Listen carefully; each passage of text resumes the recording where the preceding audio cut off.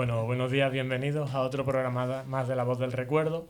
Estamos aquí con un programa especial. Normalmente aquí se sientan principalmente trabajadores de AFA Málaga, usuarios y familiares, para contar una historia, la historia de esas personas, de esos usuarios y sus familias, para transmitir la capacidad de lucha, de esfuerzo, de superación. Y hoy, sin embargo, tenemos también ese perfil de lucha, superación y esfuerzo, pero desde el otro lado, desde el lado médico, gracias a una persona que ahora presentaremos, que ha venido para dar una ponencia, y vamos a aprovechar la visita para que nos cuenten un poco su historia y también sirva de ejemplo para los que nos ven y escuchan. Con la presentación de todos los que estamos aquí en la mesa, voy a empezar con la directora de AFA Málaga, Julia de Mota. Bienvenida, Julia, gracias por venir. Nada, pues muchísimas gracias por hacerme partícipe. A mi lado se encuentra la presidenta de AFA, María José Domingo. Muchas gracias, bienvenida. Gracias, Alberto. Y me comentabas antes que los invitados se van a presentar ellos solos. Sí, mejor que hagan ellos las presentaciones. Así que... Bueno, pues muchas gracias por la invitación, Alberto, Julia, María José. Yo soy Jesús Romerín Broda, neurólogo y en la actualidad jefe de servicio de neurología de los hospitales Quirónsalud de Málaga y de Marbella. Yo soy Maribel, la madre de Jesús y madre también de Mabel y de Javi. Gracias por invitarme. Gracias. Bueno, yo soy Juan Carlos, padre de Jesús y marido de Maribel, y felicitaros por la labor que estáis haciendo y por esta gran sala que me ha impresionado. Muchas gracias. Pues bueno, hechas las presentaciones, agradecer a la Fundación Unicaja, porque gracias a ellos estamos aquí, hemos montado este espacio tan magnífico que tenemos, y hoy yo voy a ser mero espectador del programa, aunque también algo participaré, pero el timón lo lleva aquí la jefa, que está sentada a mi izquierda, que es María José, así que empezamos. No, yo abro solamente la curiosidad y después dialogamos, cada uno que hable cuando quiera. Mi pregunta para Jesús, conociendo a la familia, como la conozco desde hace muchos años, Jesús, ¿cómo te dio por esto, por acercarte a la neurología? Bueno, yo creo que hay una doble análisis de vocación, primero por qué medicina y después por qué neurología, ¿no? En mi familia no había ningún antecedente médico, con la excepción de mi tío Javier Imbroda, que vino a Málaga inicialmente a estudiar medicina, estudió alguna asignatura, pero después por el deporte volvió a Melilla, hizo magisterio y después regresó a Málaga. Entonces él siempre me lo decía, dice, oye, yo tengo unas cuantas asignaturas de medicina aprobadas, ¿eh? ¿No? Y entonces, bueno, después la vocación por la neurología la descubrí en la carrera. Después muchas veces le pasan muchas vocaciones, te impactan situaciones cercanas. Yo cuando estaba en cuarto o quinto de medicina, mi abuela, su madre sufrió un ictus, y un poco en primera persona, bueno, me hice cargo, y eso te llega a querer solucionar experiencia cercana. Y después en el análisis sabe que la neurología es la especialidad más joven de la medicina, con muchas cosas que resolver. Por tanto, había una vanguardia incesante, naciente, que era muy atractiva, como así ha sido las últimas 2 décadas, ¿no? ¿Puedo hacer una pregunta más? Claro. Nos comentaba en la conferencia de hoy qué pocos neurólogos hay en Andalucía. Sí. Y sin embargo, tú me estás contagiando el entusiasmo, que es el mismo que el mío, porque también me dediqué a la neuropsicología cuando no existía. Animamos a los médicos, a los que están estudiando, a que se interesen por algo tan apasionante como es el cerebro. Sí, por supuesto. Yo creo que no solo es una falta de vocaciones, que las hay, ¿no? Sino también una decisión política. Hay un problema en Andalucía que se lo hemos transmitido a la administración, que es que neurología junto con endocrinología son las 2 únicas especialidades que no están representadas en los hospitales comarcales. Antes que no hay neurólogo, ni Ronda, ni Marbella, ni Baza, y eso tiene que mejorar, pues porque son enfermedades, la neurológica, donde se provoca mucha discapacidad y hay que ir a kilómetro cero donde están los pacientes. Por tanto, hay que aumentar el número de plazas MIR en la comunidad autónoma, el número de plazas después para profesionales adjuntos, ¿no? Y de esta manera, pues los 3,7 neurólogos por 100.000 habitantes, que es la tasa más baja de toda España, pues podrá por lo menos acercarse a la media, ¿no? Eso es, al final, pues no solo una cosa científica de vocación, sino una decisión política. Para vosotros, para que quiera responder, tener en casa a una persona que se está demenciando por un ictus, es una demencia vascular, pero las manifestaciones son para la familia muy parecidas con una demencia con otra. ¿Cómo se afectó? Bueno, la decisión de Jesús de ser neurólogo, pues nosotros la aceptamos totalmente y la apoyamos. De hecho, pues hemos estado siempre con él en el sentido de ayudarle a montar sus consultas, y yo de momento estoy jubilado y le sigo ayudando. Es decir, que es un hobby para mí y una satisfacción poder ayudarle. ¿Era tu madre la que estaba enferma? No, era mi suegra. Sí, no lo sabía, fíjate. Sí. Lo que pasa es que ella, mi abuela, deterioro cognitivo, yo creo que no llegó a tener. ¿Te refieres a tu abuela? A mami. No, pero yo me refiero a Ay, tu ma- madre. A mi mamá. Sí. Fue duro. Fue duro, ¿verdad? Sí, fue duro. ¿Qué? Porque mi madre era una persona, ha sido una persona muy especial para todos nosotros. Era como el faro de nuestra vida, de todos. Y claro, a partir del pequeño ictus, que él fue el que lo vio y estaba estudiando, o sea que todavía no tenía ni experiencia, y él fue el que lo detectó. Y claro, fue un declive en cuanto a situaciones afectivas, sobre todo. Yo lo llevé regular, pero bueno, pero hay que adaptarse y hay que seguir y ya está. Yo siempre oí de tu madre, la conocí, oí de tu madre que era una mujer admirable, de las que en su época tiraban de todo para adelante, Sí. y conseguía que la familia se colocara. Estas historias como las que hemos Sí, visto aquí, sí. mujeres de vanguardia, que son capaces de todo por la familia. Y es verdad que ese tipo de hombres también hay, pero mujeres hubo muchas, porque pensamos que en la época una mujer que tiraba de todo para adelante tenía la doble carga, la de la casa y la de la que hacía fuera. ¿Tú crees que su reserva cognitiva, su capacidad, le acompañó el resto de su vida o la demencia Bueno, hubo un ¿Esa deterioro. fuerza? ¿Esa fuerza? No mucho, pero sí hubo uno importante. Pero bueno, nosotros como la queríamos tantísimo, yo creo que fue más el amor que le dimos que el déficit que presentaba ella. Claro que sí. Una cosa que vemos aquí mucho es como cuidar, a veces la manera que podemos responder a los cuidados que recibimos. Lo que sí yo eché en falta era que nadie, por lo menos en esa época, en esos años, que ningún médico te dijera los aspectos afectivos que se podían también deteriorar. Yo eso no lo sabía. Yo sabía que había habido un ictus, pequeño ictus, pero de qué manera eso se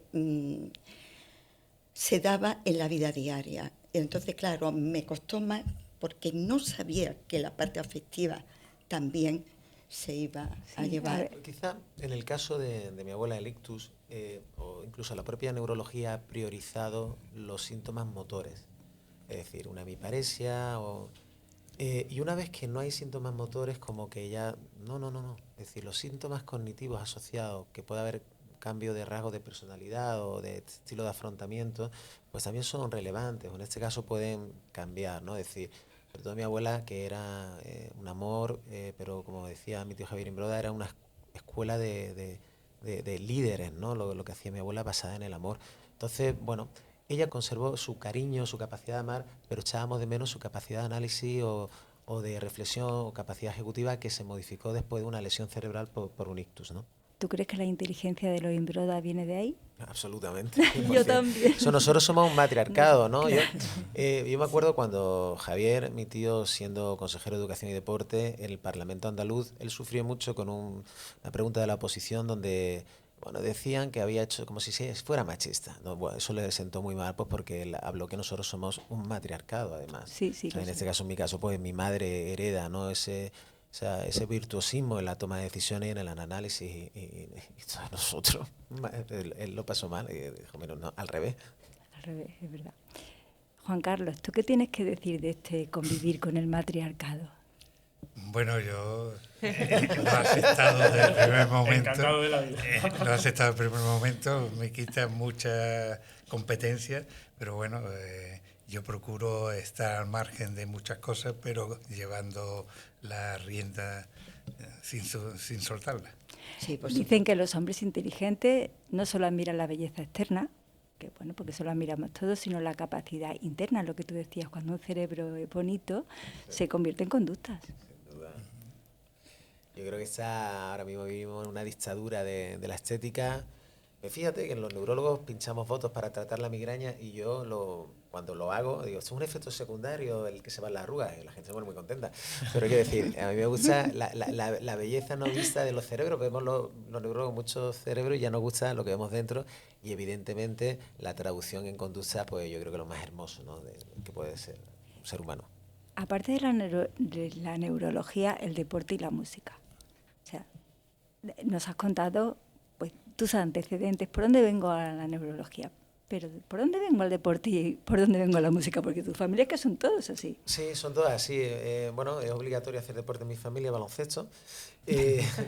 Bueno, nosotros hicimos un libro muy, muy interesante, Manual de Neurología del Deporte, con el equipo de Quirón y otros neurólogos de la provincia de Málaga, donde básicamente veníamos a analizar cómo el deporte puede ser causa de lesión neurológica, la neuropatía cubital del tenista, el encefalopatía traumática crónica por el golpe, pero también cómo el deporte puede tratar enfermedades neurológicas, rehabilitarte después de un ictus, el Parkinson, los niños con TDAH. Es decir, es muy importante conocer todas las vertientes, que es como un cuchillo usado en mano de un cirujano salva una vida y de un asesino no. Entonces hicimos esa reflexión sobre todo poniendo en foco en terapias no farmacológicas. Y recomendar estilos de vida, que eso es importante, que a veces en las consultas nos dedicamos solo, te pasa esto, esa es la receta, solución a un problema. No, debe ser todo, abrir un poco más el paradigma a intentar modificar. Y lo hicimos así, y ahí viene el deporte y el baloncesto en Málaga, bueno, yo creo un poco también poniendo en valor pues todo el trabajo que hizo Javier Imbroda, yo creo que le dio a esta ciudad autoestima, ¿no? En un momento de poder competir al máximo nivel que se transmitió en otras áreas de la ciudad y ahora es consecuencia, ¿no? Y después la música, pues mi abuelo escuchaba mucha música, música que considerábamos elegante, bolero, música de Frank Sinatra. La siguiente generación, que fue la de mi tío Javier, tocaban instrumentos musicales. Mi tío Juan José, el presidente de Melilla, canta muy bien. Y después la siguiente generación, que la mía, pues dimos un paso más, hicimos grupos de música. Mis primos Javier y los hijos de Javi, pues tienen la banda Javi Pablo, nosotros, mi hermano y yo, tenemos Dique Sur, y no sabemos qué va a pasar con la siguiente generación, qué harán, pero vamos perfeccionando un poquito la escena. Pues otra característica de los neurólogos que hacen música y deporte es que son muy divertidos. Hoy me lo decía la gente que estaba en nuestra conferencia, ¡qué maravilla! Y es verdad, porque ¿para qué sirve el cerebro? ¿Para qué sirve el cerebro, Jesús? Bueno, el cerebro al final, yo explicaba que es un órgano sensorial, pero el cerebro es muy hedonista. Le encanta disfrutar y le encanta el placer, que al final el placer te atrae por el objetivo de la reproducción, ¿sabes? Y perpetuarse en el universo, que es la manera de ser inmortal, ¿no?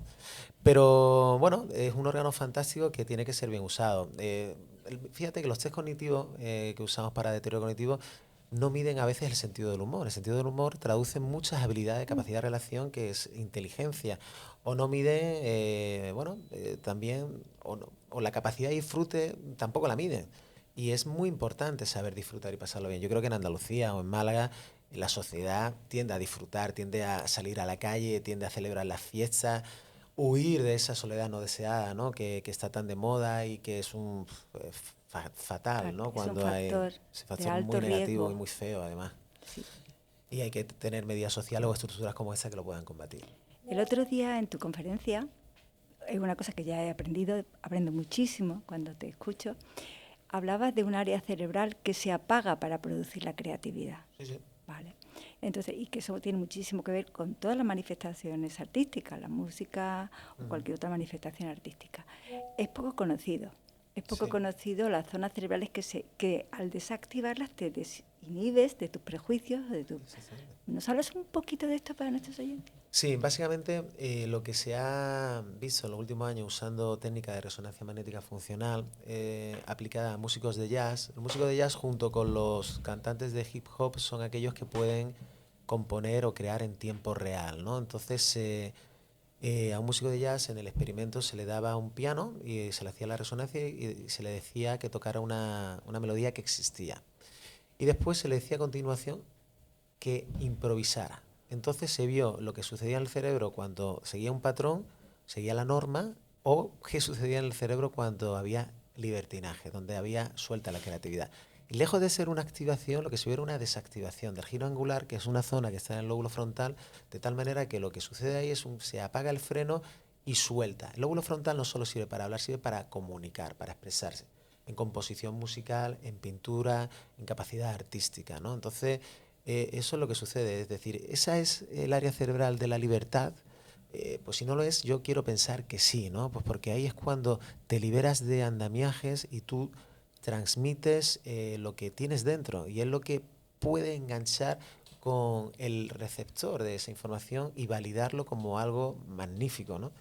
Y eso es muy interesante y es un poco lo que quise explicar en la conferencia. Pues a mí se me quedó grabado y ya lo voy transmitiendo en los grupos, en los grupos de terapia, todas estas cosas. Sí, Después sí. otra cosa que quería incidir sobre vosotros, podéis hacer todas las preguntas que queráis, yo si no, todas mis curiosidades. Yo también, totalmente.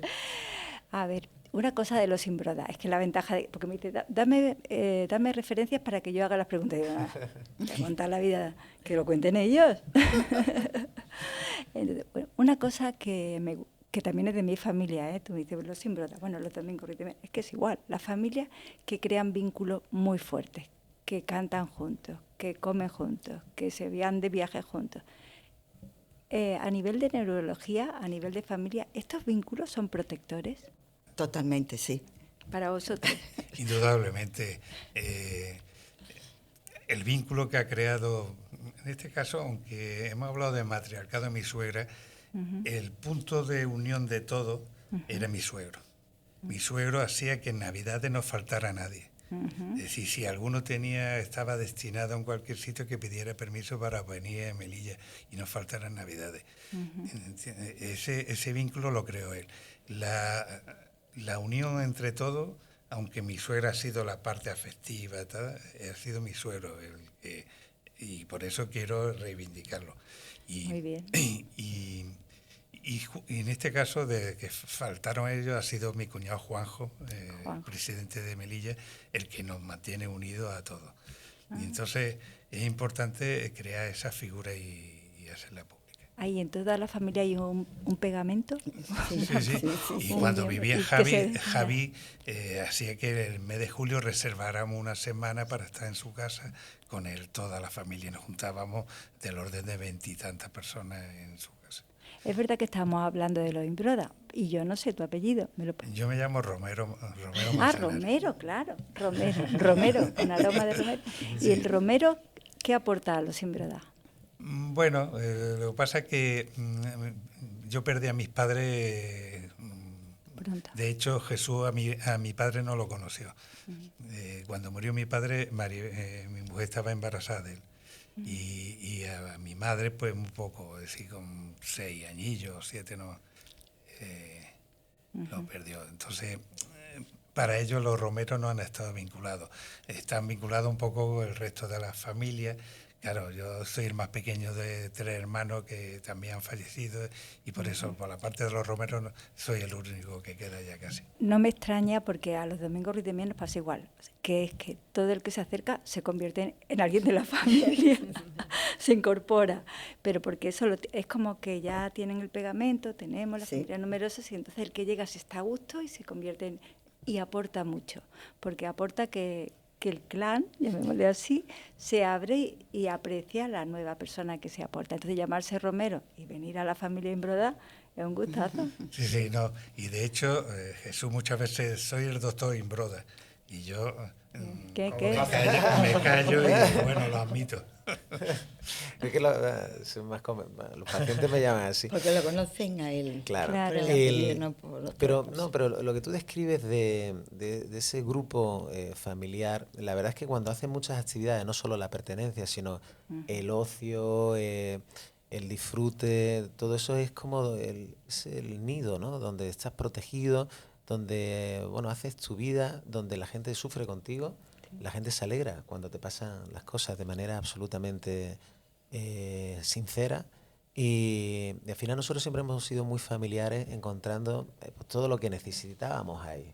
Evidentemente después hay entornos laborales, entornos de amigos, pero teníamos todo, teníamos el privilegio de en casa tenerlo todo, ¿no? Yo por eso siempre me he sentido tremendamente afortunado, y yo siempre lo he comentado alguna vez, donde mis ídolos están en mi familia. O sea, es una pasada. Es una pasada, lo comparto. Sí. Sí. Aparte de eso, la ciencia, o sea, aquí tenemos ciencia, deporte y arte, los tres juntos. ¿Alguno es aficionado a la buena cocina? ¿O resulta que lo culinario y los imbrodas les da igual, es mejor el copazo? Es el copazo. Un plato de jamón. Un plato de jamón. Son muy sencillos. Son... Sí. La verdad Lo sustituimos por eso. O unos pinchitos. También. A mí me llama la atención viendo a neurólogos jóvenes que se ha vivido una revolución. Yo creo, mira, fíjate, a veces digo, en la propia sociedad, los últimos 50 años, los líderes de la sociedad eran los músicos. Sí. Los músicos, las grandes bandas, los grandes artistas, los 70, los 60. Después los 80, los 90 pasan a los deportistas. Los líderes de la sociedad son los deportistas. Los músicos ya un poquito menos. Después, con la crisis en la industria discográfica, pues ahora están resurgiendo. Y después, en este cambio de siglo, pues ha sido los chefs. Ay, ¿qué te parece? Digo, a ver si hay algún nieto que esté cogiendo la cresta de la ola. Y los influencers y los youtubers y tal. Pero en los chefs, en esta parte, cuando yo veía a los neurólogos jóvenes haciendo la especialidad, que todos cocinaban, me llamaba la atención. Y yo, ¿qué haces cocinando?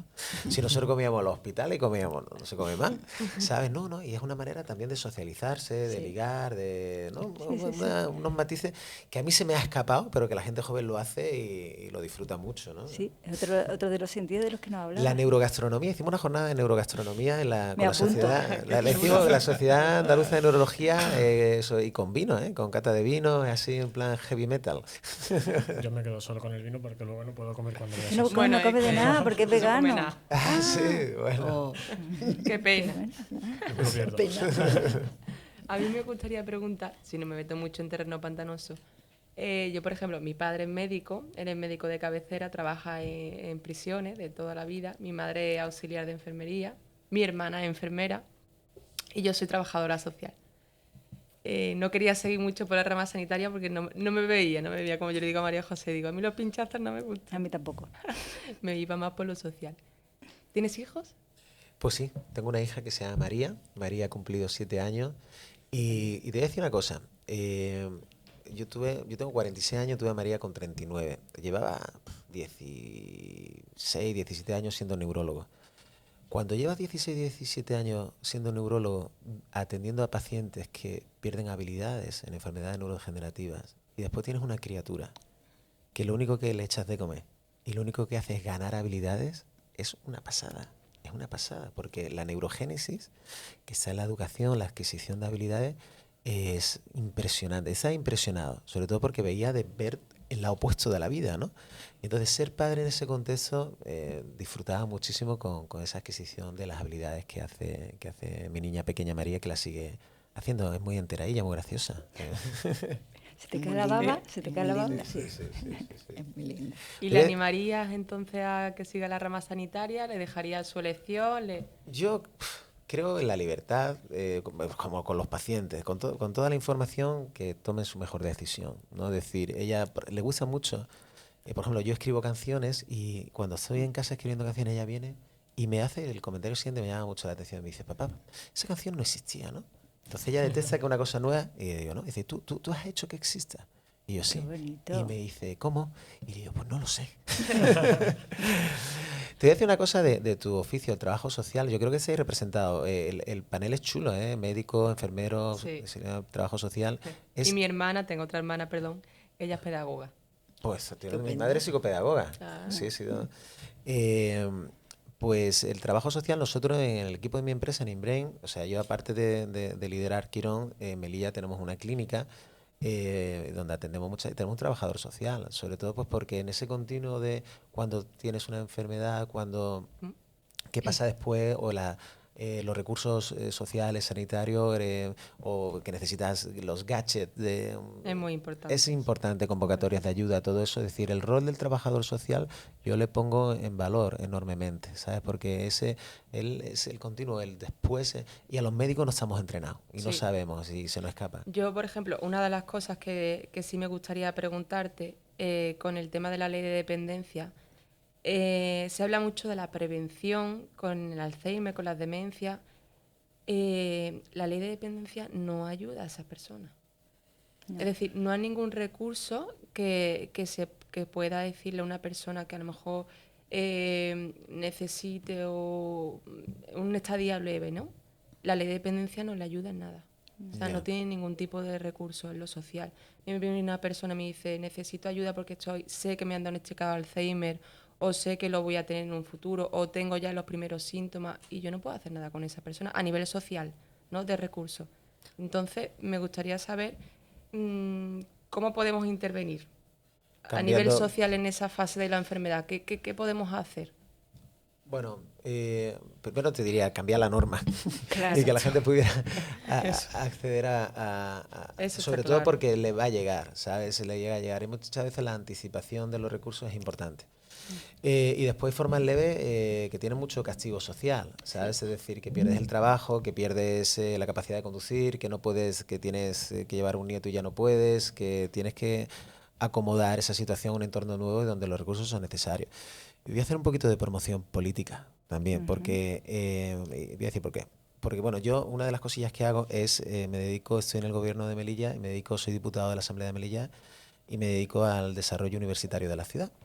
Y entonces, pero bueno, aparte de eso, colaboro en otras áreas. Y una de las cosas muy chulas que vamos a sacar, que anunciamos ahora, es ayudas sociales para enfermos neurológicos graves. Es decir, que la gente no haga tanto peregrinaje, sobre todo, por ejemplo, te explico, ELA o un ictus o una mielitis, es decir, mucha discapacidad de repente, enfermedad grave sobrevenida que decimos, donde con el informe del neurólogo directamente tengas acceso a los recursos del tirón, sin tener que pasar comité evaluador, itinerario, porque al final tú lo necesitas ya. Necesitas asumir una serie de costes, de cuidados, de tal, desde el minuto uno. Nosotros se lo vamos a dar a la gente Pues simplemente eso es con el- muy buena iniciativa, porque Sí, sí, sí. que es verdad que con la ley de dependencia hay muchas personas que sufren y al final mueren y no les llega la No le ha llegado. ayuda. Nosotros queremos superar el gap simplemente con un papel de neurólogo. Con ese diagnóstico, de entrada ya tienes acceso a luz verde para acceder a los recursos. Lo vamos a presentar ya. Es un esfuerzo económico que hace el gobierno de la ciudad de Melilla. Un poco subsanar lo de la ley ELA también, que está planteada pero no está dotada económicamente y es como papel mojado, ¿no? Entonces nosotros lo vamos a corregir de esa manera.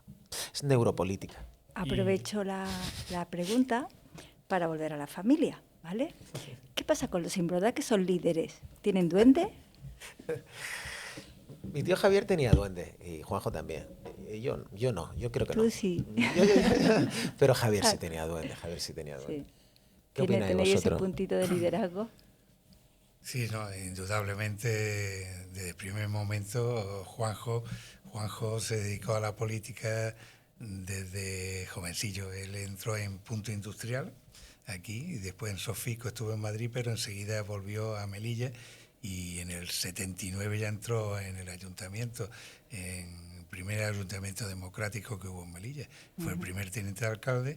Después Javi lo conocemos, él se dedicaba al baloncesto, montó sus campus, tenía sus entrenadores y después lo que hizo por el Unicaja de Málaga, primero Mayores, después Unicaja y después la selección. Es decir que, y después también mi cuñado Blas Jesús que otro Imbroda desconocido, está de presidente del Colegio de Abogados de Melilla y por muchos años, lleva también muchísimos años y mi mujer es la menos, pero está ahí en la sombra Desde atrás, ¿no? de atrás con los cables tirando y De todo. soltando y tirando de los cables y nos mantiene a todos muy unidos también. ¿Qué crees que es ese duende que antes has hablado de él en la Bueno, conferencia? yo creo, en este caso, es decir, si tú tienes que... hay una charla muy chula sobre neurología de la toma de decisiones. Porque al final lo que hacemos un médico en una consulta es tomar decisiones de Saber qué te pregunto, saber cómo integro esa información, saber qué prueba te pido, saber cuál es el resultado, cuál es el diagnóstico, que son muchas decisiones las que tienes que encapsular basadas en evidencia científica y en profundo respeto y en amor y acomodarla a la personalidad, ¿no? Del paciente. Pero al final yo lo que veo en mis mayores que toman decisiones que son muy buenas personas basadas en el amor. Y al final lo puedes aplicar a un campo o a otro, a liderar un partido político, un gobierno, un, un servicio de neurología. Yo creo que es parecido a los mecanismos mentales, ¿no? Es decir, tenemos ese background sobre todo pues, de mi abuela, de mi abuelo, basado en el amor, en el esfuerzo, en respetar a los demás, en reconocer si te equivocas, en ser humilde, ¿no? Ser humilde pues porque hay cosas que no puedes cambiar, pero pelear y pelear, ¿no? Entonces, intentar hacer el bien allá donde estés y hacer un mundo mejor. Yo creo que es así un poco lo que han hecho mis mayores. Quizá un líder ve ese mundo mejor y entusiasma, y por eso, como lo ve, a lo mejor lo ve y no es, pero lo ve, y entusiasma, y entonces la gente le sigue. Porque ¿acordáis la película de Charles Chaplin? Con la bandera, sí. En tiempos modernos, cuando se pone con una bandera roja y de repente todo el mundo va detrás. Pues quizás no sea que la característica del líder es que tiene una ilusión, ve algo que todavía no se ha producido y que entusiasma y crea con todas esas características de personalidad que tú has dicho, humildad. Puede ser. Yo tengo la suerte de que tengo un equipazo de gente en muchos lugares, son 70 y tantas personas, y después cuando tienes gente contratada es una responsabilidad, y sobre todo a mí me encanta que cada uno haga su proyecto vital, que se casen, que tengan hijos, que tengan su hipoteca, es decir, todos los temores, y a mí me llena de responsabilidad, todo hace que tengamos que crecer más y hacer cosas más interesantes, pues porque gente acomoda su vida a un proyecto tuyo, ¿no? Y a mí eso me motiva muchísimo a ser mejor, ¿sabes? Me gustaría preguntaros por Melilla, porque siento que Melilla también tiene mucho que ver en todo. Yo tengo amistades que son de Melilla también y también tienen un poco ese vínculo familiar y esa conexión, y creo que el hecho de estar donde está y tener esas limitaciones también de espacio, de comunicación y demás, ¿creéis que también puede ser influencia a lo que habéis venido hablando a nivel familiar y demás? Bueno, yo creo que Melilla es el paraíso y es una ciudad hermana de Málaga. Ahora mismo las comunicaciones casi hay un puente aéreo Málaga-Melilla. Con 8 hay más vuelo Málaga-Melilla que Madrid-Barcelona en la actualidad. Es un lugar fantástico para vivir. Yo he sido niño allí, poder comer y ver a mis padres todos los días, hacer deporte. Es una ciudad con que hace 2 días cumplió 528 años de historia de españolidad, donde se están construyendo 2 conceptos muy importantes ahí. Uno, Melilla como ciudad de la paz, donde están integradas las culturas mayoritarias cristianas, judías y musulmanes en perfecta armonía, donde aprecias la diferencia de tus amigos y la haces tuya, y ese respeto forma parte del core de la convivencia. Después, Melilla, ciudad del conocimiento, que estamos creando en base a un desarrollo universitario. Ahora Melilla tiene una tasa de egresados mayor que en Murcia, Castilla-La Mancha, Baleares y Canarias, y que Ceuta, por supuesto. Entonces estamos construyendo, ahora va a haber nuevo grado de inteligencia artificial, se estudia, hay 3 facultades vinculadas a la Universidad de Granada, pero Melilla es hermana de Málaga, administrativamente lo fue muchas décadas, todavía tenemos muchos vínculos, el alcalde de Málaga y el presidente de Melilla tienen una relación magnífica, hay un protocolo firmado con la Junta de Andalucía. Y después tiene unos beneficios fiscales brutales para empresas que quieren ir para allá. Sin hablar de eso. Sí, sin hablar de eso, pero es muy interesante, ¿no? Es decir, para el malagueño se lo digo a mis compañeros, es decir, ir a Melilla para mí de Málaga es como ir a Vélez, Málaga, más o menos. El mismo esfuerzo que tú haces es el equivalente. O sea, que la gente piensa que el mar es comunicación. No, bueno, me refería sobre todo en tiempos pasados. Ahora está todo mucho más conectado, ya no solamente con Melilla, sino con el mundo entero. Tenemos el acceso a la posibilidad de ir a muchos sitios de una forma que antes era impensable. Imagino que antes no había tanta capacidad para desplazarse y que a lo mejor eso también podía influir en lo que es hacer piña en familia. Sí. Porque antes el medio de transporte principal era barco. El barco, sí. Nosotros estudiamos en Granada, pues teníamos que ir en barco en segunda o en tercera categoría, o sea, que imagínate. tirando de Marea ahí. maletas, tirando de todo. Cogíamos Y que- la alsina que estaba enfrente del puerto, ahí cogíamos la alsina para ir a Granada, y cuando no había dinero, un taxi pirata. Y cogíamos entre 4 estudiantes. Eso no Eso va a BlaBlaCar, eso BlaBlaCar, ¿no? La versión antigua del BlaBlaCar. Y le buscábamos la vida. Había menos recursos que ahora, pero Pero es verdad lo llevábamos muy bien. que da lugar a las familias más unidas, ser más pequeños y se presta más a todo lo que hemos estado hablando, a que haya unas relaciones más estrechas con todos los miembros de la familia. Y yo Eso podría sí. decir también, porque soy Sí, medio ciudadana de yo Melilla también. por cónyuge, Claro. que lo que sucede, a mí me gustaba mucho, Damián decía, para educar a los hijos es el mejor sitio. Y es verdad, porque es tan pequeñito que en el mismo día te da tiempo a que hagan, o sea, que es que Sí. andando. Eso no sucede en ninguna otra ciudad. Y Sí. que tenga esa oferta deportiva, oferta cultural, en un entorno muy pequeño. En los pueblos no suele haber tanta oferta. Entonces, la población melillense ha ido cambiando en estos 30 y tantos años, pero no ha perdido su identidad. O sea, la incorporación del mundo musulmán no ha hecho que Melilla sea otra cosa. Para mí, yo añadiría además, porque hace muchos años que íbamos continuamente, también los hindúes. Sí, sí. O sea, Sí. son las 4 culturas, Sí. que son las 4 culturas del Sí. mundo. Entonces, que están allí en nada. O sea, pero en nada. Y con naturaleza, un mar impresionante, la parte de arriba de los árboles, la parte de la ciudad antigua, entonces, el modernismo. Entonces, estoy vendiendo Melilla, pero es que a mí, a nosotros Melilla nos encanta. Y yo la primera vez que fui a Melilla fue de viaje de novios. Ah, sí, buen sitio, buen sitio. No Lo teníamos, vamos a recomendar. no teníamos dinero para otra cosa. No, bueno, pero oye, también obviamente tenemos bonos turísticos, que si pones bonosmelilla.es, el gobierno de la ciudad tiene un dinero para que la gente le aplique el 70% de descuento y pagamos 40 o 50 euros por el hotel. O sea, todo el mundo, bonos Melilla, visitar Melilla. ¿Sabes? De viaje de novios también. Hay una cosa muy chula que puedo hacer. ¿Puedo contar una cosa muy chula que Claro. hago? Como soy diputada de la Asamblea de Melilla, puedo casar. ¡Ah, qué bonito! Por Dios, Jesús. Caso. Y te voy a decir una cosa que me pasó, que una persona fantástica. Vino una chica a la consulta, cuando yo a veces paso también consulta en Melilla, y me dice, le digo, ¿cómo estás? Y yo, no, bien, vengo por otra cosa. Y yo, ¿qué te pasa? Y me dice, vengo a que me cases. Qué Quiero mona. que me cases tú, porque y la casé. Y entonces tengo una homilía muy chula, como neurólogo, donde explico que el corazón no está aquí, sino que el corazón está aquí. Es verdad, es verdad. Que sales del tiesto. Nada, pues también me gustaría hablar un poquito más de la música. Sí. Porque eso, ya he explicado un poco con la conexión que tiene con la neurología. También el vínculo que generas con tu hija, y me pasa un poco igual. Tengo Sí. un peque que va a cumplir 4 años y ha salido músico, Qué bien. es un personaje.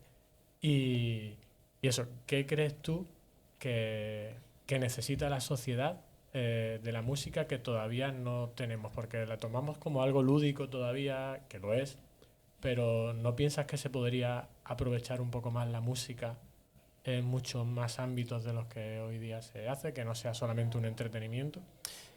Yo creo que sí, yo creo que, hombre, siendo un poco transgresor, habría que reflexionar sobre la enseñanza musical, ¿no? Yo, la enseñanza musical clásica arreglada, yo le daría una vuelta para hacerla un poquito más atractiva, ¿no? ¿Sabes? Que fuera, Más vueltas. ¿sabes? Que con toda la tecnología, con todo el enfoque que puedas hacer, bandas sonoras, yo un poco le daría una vuelta. Y después para atraer más vocaciones y nada, y un poco la difundiría más. Le daría un poquito de recursos públicos para que ganara evidencia científica para extenderla, porque como comentaba en la conferencia, no tiene efectos secundarios, bien aceptada, y como estimulación cognitiva, tanto individual como en grupo, funciona. Funciona sobre todo en el aspecto afectivo. Y si puedo dar menos medicación, con menos consulta a urgencia o lo que sea, al final monetizas y para el Estado es bueno. Y, o sea, que yo extendería desde el punto de vista de la adquisición de habilidades, del punto de vista por supuesto como fenómeno artístico-cultural y después como elemento médico, ¿no? Ahí, fíjate, yo he reflexionado mucho porque los máster que hay de musicoterapia o de neuromusicología, yo lo haría diferente. Yo haría no un máster, sino un grado. Y yo he hablado con algún rector y con algún vicerrector, pero no de neurología y música, porque todavía es mucho más amplio. Es un grado de medicina y música, Porque la música también se puede usar en enfermedades traumatológicas, oncológicas. La música es como elemento diagnóstico, como elemento, o sea, es grado de música y medicina. Y a partir de ahí que tuviera una entidad suficiente como para hacerla incluso una profesión sanitaria. Eso sería, pero tiene que salir del máster e irse a grado. Y eso hay que, currárselo y verificarlo. Pero la universidad que lo quiera hacer, yo creo que Va a tener demanda. va a tener demanda y va a tener éxito, ¿sabes? O sea que... Y después yo hago música antes de ser médico. Pues músico y médico son dos palabras que tienen en común, que tienen 3 sílabas, empiezan por M, acaban O y son esdrújulas. Pero hice música, yo siempre digo, yo soy músico y mi hobby es la neurología, pero me va mejor con la neurología que con la música que vendemos. Animo, pues, ya que estoy vendiendo cosas, la gente que nos siga a Dique Sur en mi grupo, en Spotify, en Instagram, que nos siga y bueno, yo creo que está bien intentar mezclar las cosas de lo que a ti te gusta. Me gusta la música, me gusta la neurología, me gusta el deporte. Un poco así. Sí. Aquí la musicoterapia surgió un poco así, Sí. de casualidad. No sabíamos no sabía yo qué hacer con 70 usuarios por la tarde y dije, yo mañana me llevo la guitarra. Claro. Y funcionó. Y vamos, ya- lo vemos todos los días, vamos. Sí, es que es increíble. Cómo disfrutan, cómo se transforman los usuarios con la música, usuarios que no hablan, que cantan canciones enteras. Es una pasada lo que disfrutan. También es importante, ya no solamente la música, sino tienes que conectar con ellos, tienes que hacerlos sentir partícipes y que se sientan cómodos. Yo siempre digo, yo soy un tío serio, de hecho suelo ser antipático a veces, pero aquí me vuelvo un payaso. Yo aquí soy músico, pero también soy payaso. Quiero que se lo pasen bien. Si no se lo pasan bien y si no se van a gusto a su casa, me da igual la terapia que haya podido hacer, no me voy contento. Ellos tienen que irse disfrutando y contentos de lo que han hecho. Si no, no tiene Sí, yo creo que sentido. eso, que la experiencia del aprendizaje tiene que ser divertida para ambos actores, ¿no?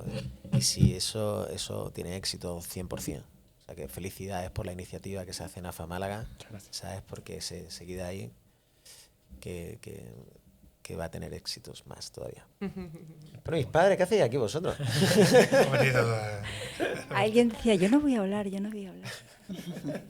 Bueno, habla. Que como quien no Ya, quiere la ha cosa, llevamos ya aportado 3 cuartitos de hora, ¿no? Ha aportado Verdad. muchísimo, Maribel, mucho. Se pasa menos el ratito aquí. Se pasa súper bien, aquí estás cómodo con esta sala, con la ayuda de Unicaja, ¿no? También para la gracia de Unicaja, Gracias, Unicaja. por acciones tan chulas como esa, que la verdad Sí. es que son herramientas para la difusión, para la reflexión y para la proyección de lo que hacéis, es fantástico. Y cuando lo hacemos con usuarios y se ponen aquí Oye. y hablan y ellos mismos conversan y salen de... Es una pasada, como disfrutan. Sí. Porque seguro. se sienten, claro, con el micrófono, vamos, igual que me estoy sintiendo yo ahora mismo. Pues más importante, más... Y se lo pasan genial, disfrutan un montón. Además que se le cambia la cara, ¿verdad, Alberto? Sí. Tuvimos la visita de la Fundación Unicaja para ver el espacio y demás, porque en fotos queda bonito, pero no es igual cuando vienes Claro. y entras. Y estábamos con un taller de composición, que siempre hacemos aquí cada X tiempo, que compongan canciones y luego intentamos grabarla, que también era el sentido de darle a este espacio herramientas para poder que tengan un resultado y el día de mañana Lo vean y digan, las ahí estoy yo. familias que disfrutan como mi padre canta. Ahí ¿sabes qué pasa? En la plasmación de un elemento cultural también hay biología, quiero decir. Mira, estábamos hablando antes de que la gente nos comunicábamos por carta, ¿no? Que cuando mi abuela se comunicaba contigo, las cartas pues tenía el trazo. Ya después con el email o con los SMS se perdió. Dices tú, al final es contenido pero sin ese trazo biológico. Una de las cosas que yo discutía conmigo mismo era que yo estaba en contra de los mensajes de WhatsApp, de los audios, que todo el mundo Mandamos. manda audio. Pero ahora no, ahora me gusta. Más que los WhatsApp, Porque hay un rastro biológico en la voz, sí, ¿sabes? personaliza. Personaliza un El poco. carácter, Sí, queda ahí. no, Y hay, tiene- y hay un trozo de biología materializado en un audio, ¿sabes? Y incluso todavía lo hacía Javi, Sí. mi tío, y todavía alguna vez he reescuchado sus audios. El mensaje escrito, bueno, cuando estaba la caligrafía lo tenías ahí, pero ahora, no sé, me gusta. Entonces, quiero decir, todo esto, cuando hacen una canción o cuando se construye un podcast, queda para siempre. Queda para siempre con un rastro biológico, no en 3D, no lo puedes tocar, pero sí hay una parte de ti, una parte de la producción cerebral que tú tienes. Y me parece fantástico registrarlo, ¿sabes? Sí, era la intención Y que la funciona. familia lo pueda ver en cualquier momento, que Claro. lo tenga ahí. Claro. La verdad que Es un sí. regalo, es un regalo. La verdad es que cuando presentamos su proyecto, el proyecto es suyo esto, y lo llevamos a Unicaja, tuvimos una entrevista con el presidente y con la directora, no tuvimos que hacer nada. Nada. Vamos, Y dice, ¿lo he leído? Sí. Y nosotros que estamos acostumbrados a pelear por las putas. Y yo, Alberto, no te creas que nos van a dar todo el dinero. Claro, y es que cuando vi el proyecto terminado, digo, ¿dónde voy? Mucho, ¿no? ¿Quién va a decir que sí a esto? Bueno, merece la pena. Y también decir, yo cuando eres músico sabes lo que valen las cosas, sabes lo que vale el micrófono, la luz, el equipo, el software, todo vale mucho pero merece la pena. Sí, sí, totalmente. Estamos contentos. Pues nada, que muchísimas gracias por este ratito tan ameno que hemos echado. Cuando queráis, aquí estamos. Sí. De hecho, seguramente tiraremos más de ti para el Sí. otro video podcast, Javi. que es No te olvido. De él y de su hermano. Sí, mi hermano Javi. podemos ver. Y de Javi Sí, Pablo, sí. ya aprovechamos Sí, el sí. tiempo. Pues yo quiero daros las gracias a vosotros, a Julia, a Alberto, a María José, pero bueno, aprovechando la coyuntura, yo quiero dar las gracias a mis padres. Claro. O sea, a mis padres que me han venido hoy a la conferencia, porque al final, como decía en una diapositiva, uno es consecuencia de decisiones previas. Y las decisiones previas son de los que han estado antes que ti. Y yo no hubiera conseguido nada, ni conseguiré nada si no es de su calor, de su ejemplo y de su amor. O sea que gracias a todos, pero en especial a mis padres, que es la primera entrevista que hago con ellos. Y bueno, Qué bien. muchas gracias. Qué maravilla que hayas sido aquí. Nos sentimos muy orgullosos de haber hecho y muy satisfechos de que estos primeros programas, que era La Voz de la Familia, La Voz del Recuerdo, pues hayáis participado como familia, no solamente como neurólogos. Muchas gracias. Muchas gracias. Muchas gracias. Muchas gracias. Y Pues, gracias, Alberto, porque yo sé que te he puesto en un apuro, porque a él le gusta tener todo organizado. De Y hecho, esto me he no dado estaba cuenta que hay organizado. 2 focos que no he encendido. Es que... Esto es una jam session, esto es como una jam session, esto es un poco por aquí y por allí, y sí, un resumen. Pero bueno, también vienen bien las cosas, así Sí. como has dicho. es ¿Has improvisar. disfrutado? Sí, sí, claro. Pues ya como está. un chico. Está estupendo. Pues nada, muchísimas gracias y a los que están al otro lado nos vemos en el próximo capítulo. Un saludo. Gracias.